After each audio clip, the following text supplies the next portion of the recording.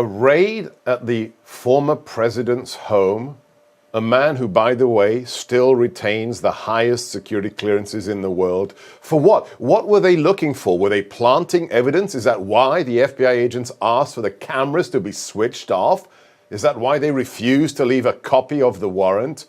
Seriously, they took away previously a napkin from the White House, a letter from the head of state of North Korea. Doesn't make sense. We know the intelligence community is fatally corrupt under the leadership of Obama flunkies like John Brennan, like Michael Hayden, like James Clapper, the mass collection of metadata without warrants from American citizens. But what about the FBI? It's not just a police force. Did you know the FBI emails end with not .gov but .ic? It is part of the intelligence community. Has it become a political weapon for this administration? Let's ask a brave man. Steve Gray served for many, many years in the FBI, and he's with us today on the Gorka Reality Check. Welcome, Steve. Dr. Gorka, thank you for having me on the show. Will you just tell our viewers very briefly the kinds of things you did? How long were you in the Bureau? What kind of cases? What kind of divisions did you work in? Absolutely. So I worked in counterintelligence for almost better part of 7 years. I was a supervisor of the Chinese counterintelligence squad in New York City. I was also the supervisor of the operations command in New York City, one of the last things I did. I also worked counterterrorism in the covert surveillance team, and I also worked bank fraud. All right, so you've done the criminal, the CT, the CI, you've done the panoply of FBI missions. I'm just going to ask you up front, Steve, should I trust the FBI today? I'm a well-known conservative. I worked for President Trump in the White House. Can I trust the FBI? No, you can't. Not today's FBI. It's gotten that corrupt. And it's one of the reasons why I left back in January, because we had basically become the private law enforcement arm of the Joe Biden administration. And I had been claiming that on the news since January, trying to get the word out that the FBI has completely changed. It's not the same FBI that I joined.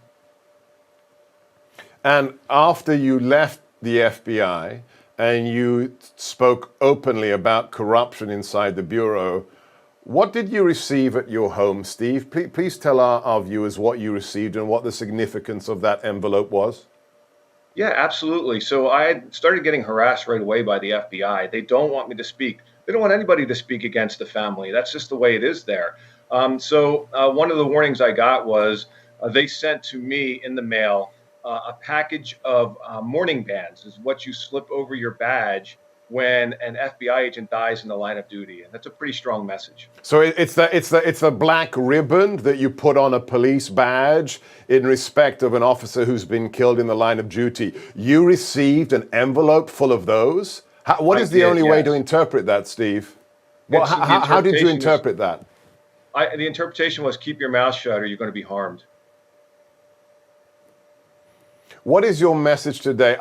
Look, for you, it's much more personal. You served inside the Bureau. I worked with thousands of special agents, IAs, SOS support staff.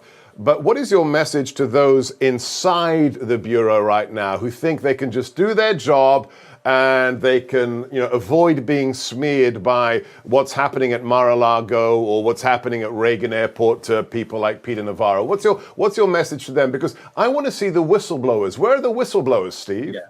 We need agents. We need strong agents. What's left of our strong agents to stand up and to speak out against what's been going on in the FBI. What a lot of people don't understand is that there's been a change in the FBI, and it's been occurring for some time. The FBI had trouble getting significantly good recruits to come in and be agents. We got those recruits from the military. We got them from prior law enforcement. But when we started having trouble getting those recruits, the FBI started lowering the standards for agents to come in, and we started to start seeing more liberal, woke, leftist FBI agents coming into the FBI. The other thing is a lot of people don't understand is we had a lot of strong support employees in the FBI. And as part of this left-wing shift of the FBI, in order to get rid of those individuals who would definitely speak up, these support employees, They gave them hefty buyouts. Get rid of the old, bring in the people that you want, that you can control, then you know that aren't going to talk back or fight back, and then you have your leftist FBI. Well, I want to thank you for really being a voice in the wilderness. Where are the other brave former FBI special agents like yourself? God bless you, Steve Gray, a man who has been threatened by his former colleagues. JP Morgan's CEO is warning that an economic hurricane is coming. Are you preparing? If you don't do anything, your 401k could be a 201k, and that is not good. So call our trusted friends at Lear Capital. For 25 years, Lear has helped investors own gold to protect against market chaos. It's a good thing. They can help you too. Get your information and up to $15,000 in bonus IRA gold. Just call this number, 800-880-4300. That's 800-880-4300.